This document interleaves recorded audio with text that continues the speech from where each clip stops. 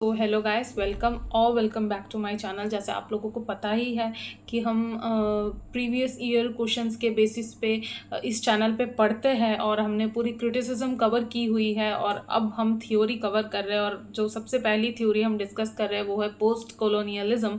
और इस थ्योरी में हमने बहुत सारे राइटर्स अभी तक कवर कर लिए, बहुत सारे थिंकर्स टू बी प्रिसाइज अभी तक कवर कर लिए।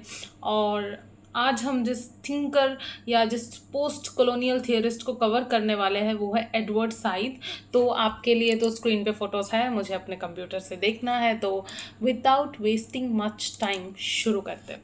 तो एडवर्ड साइद इज समवन जिसको यूजीसी नेट में बहुत बार पूछा गया है एंड यूजीसी नेट ने एडवर्ड साइद को इम्पोर्टेंस दिया है और ही डिजर्व्स इम्पोर्टेंस अनडाउटेडली, क्योंकि उन्होंने जो ओरिएंटलिज्म के बारे में बात की है, उनकी जो बुक है orientalism, that seriously needs to be discussed when it comes to discussing the post colonial theories. So सबसे पहले जैसे हम हर राइटर को पहले समझते हैं, छोटे से इंट्रोडक्शन में यहाँ पे भी वही करने वाले हैं। So Edward Said who was born in 1935 and died in 2003, जैसे आप यहाँ पे देख सकते हैं, he was a Palestinian American academic, literary critic and political activist. As a professor of literature at Columbia University, he was amongst the founders of post colonial studies. और उनकी book orientalism को, जो आप अभी नेक्स्ट स्लाइड में देखने वाले हो, कंसिडर किया है वन ऑफ द फाउंडलिंग, होता है ना, one of the foundation texts of post colonial theory. ठीक है, one of the beginning stage की टेक्स्ट्स में काउंट किया गया है साइद की ओरिएंटलिज्म को। अच्छा, नाउ ओरिएंटलिज्म, जिसका जो सब टाइटल है वो है western conceptions of the Orient 1978। Now before we start discussing Orientalism, आपको दो टर्म्स के साथ फेमिलियर होना पड़ेगा। The first term is Orient, the second term is Occident, जिसका स्पेलिंग आप यहाँ पे देख सकते हो स्क्रीन पे। नाउ ओरिएंट इज ईस्ट, ठीक है, और ऑक्सीडेंट इज वेस्ट। अब साइद का ये मानना था that the concept of Orient and Occident is given by Europe itself, the English nations, because they want to prove that the Orient is inferior, rustic, primitive, and it needs to be civilized, जिसका burden Occident के लोगों पे है, यानी कि waste पे है। This is the main discussion यहाँ पे। और वो ये भी कहते हैं this concept of Orient is imaginary concept, कुछ एग्जिस्ट नहीं करता है। ये मेनली ये जो डेफिनेशन है, मेन डेफिनेशन जो है इसकी, this is given by Europe. ये परसेप्शन यूरोप ने फॉर्म किया है ओरिएंट का। ऐसा नहीं है कि यहाँ के लोग कुछ रस्टिक है या प्रिमिटिव है, सैवेज है। This is how Europe looks at the east. ठीक है, ये भी साइद ने इस बुक में क्लियर कर दिया है। सो अब लाइन बाय लाइन देखते हैं। Orientalism by Edward Said is a discourse dealing with the Orient where Said has taken up into consideration the detailed analysis of imaginative geography and representation of the Orient. जो मैंने आप लोगों को पहले ही बता दिया था, this is imaginative geography.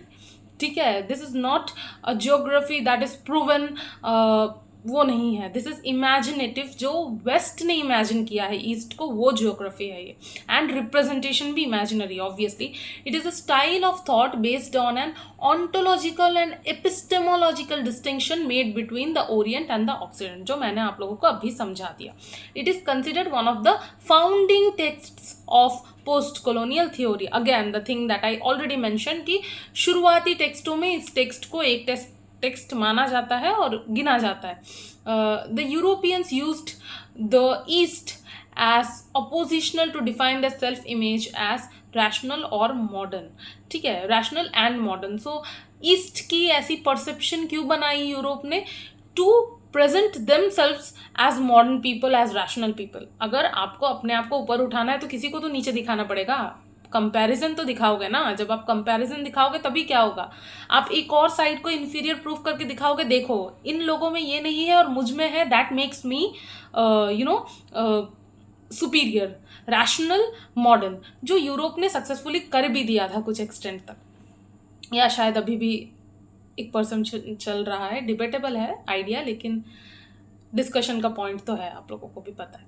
The main thinkers quoted by Said repeatedly in this book are Michel Foucault, Antonio Gramsci और लुई अल्थुसर, ये नाम आपको बार बार बार बार 1000 बार मेंशन मिलेगा ओरिएंटलिज्म में इन लोगों का। मिशेल फुको से वो क्या ले रहे हैं, discursive formulation. Discursive formulation basically ये आइडिया है कि how knowledge becomes a tool to operate someone, ठीक है। ये आइडिया कि the West is in position of huge knowledge जो ईस्ट के पास नहीं है, ठीक है। This is something that Orientalism में साइद ने ये बता ही दिया है कि this is something, this is one of the important points of discussion. उसके बाद next thinker that we come across is Antonio Gramsci. You can see that on your screens. Antonio Gramsci is the next important thinker, ठीक है, that we have, जो कि जिसका concept कौन सा लिया है साइद ने, हेजीमनी का कॉन्सेप्ट साइद ने लिया है, ठीक है। Now Said is of an opinion कि जो हेजीमनी का कॉन्सेप्ट है, रूल विथ कंसेंट का, जो मार्क्सिज्म में हम देखने वाले हैं, लेकिन यहाँ पे भी समझना ज़रूरी है, रूल विथ कंसेंट का जो आइडिया है कि जब ईस्ट के लोग समझ जाते हैं दैट वी आर इन्फीरियर, कहीं ना कहीं वो कंसेंट दे देते हैं अपना कि okay you can rule me, okay you rule me, ठीक है। सो ये आइडिया जो है यहाँ पे हेजीमनी आ जाता है।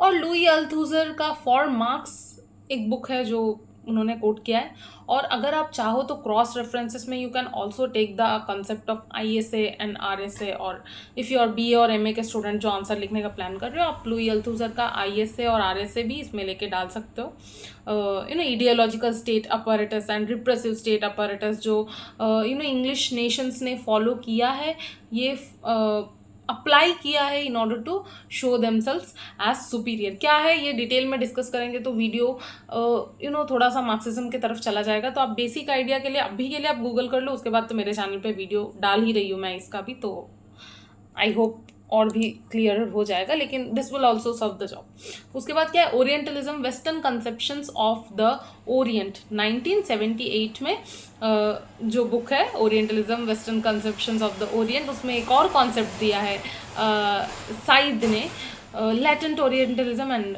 मैनिफेस्ट ओरिएंटलिज्म का। नाउ ये क्या है देखते हैं। पहले तो आपको समझना पड़ेगा लैटेंट और मैनिफेस्ट क्या है। ये टर्म सिगमंड फ्रॉइड ने यूज़ किए थे।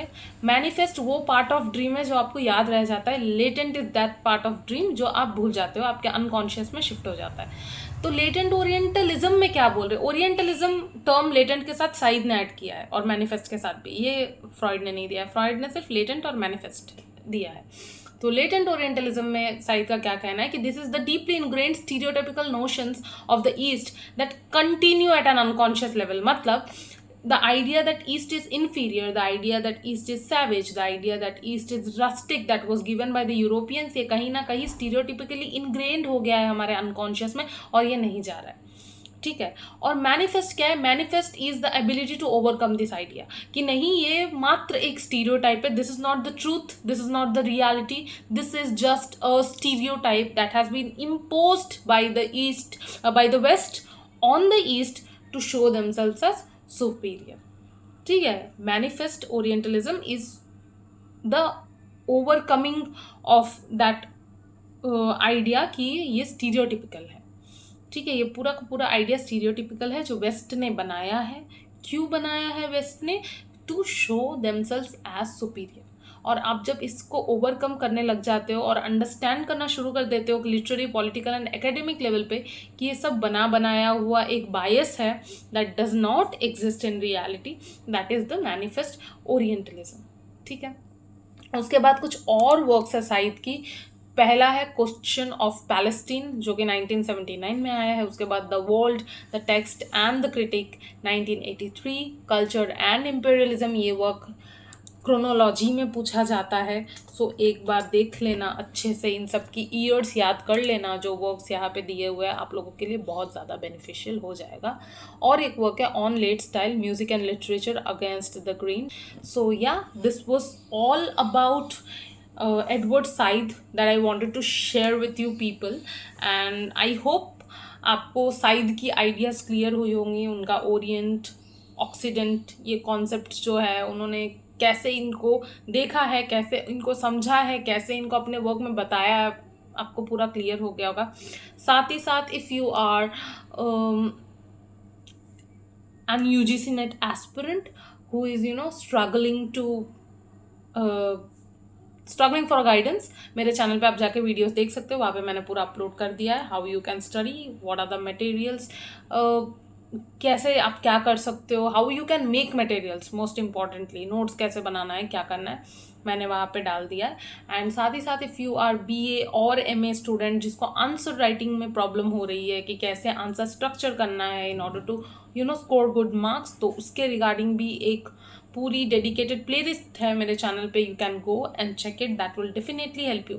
साथ ही साथ if you are also planning to study criticism on the basis of previous year question analysis, उसकी पूरी प्लेलिस्ट मेरे चैनल पे है UGC नेट के एस्पिरेंट्स के लिए, और जो BA वाले वो भी पढ़ सकते हैं, उस हिसाब से ही मैंने लेक्चर्स प्लान किए कि सारा कवर हो जाए।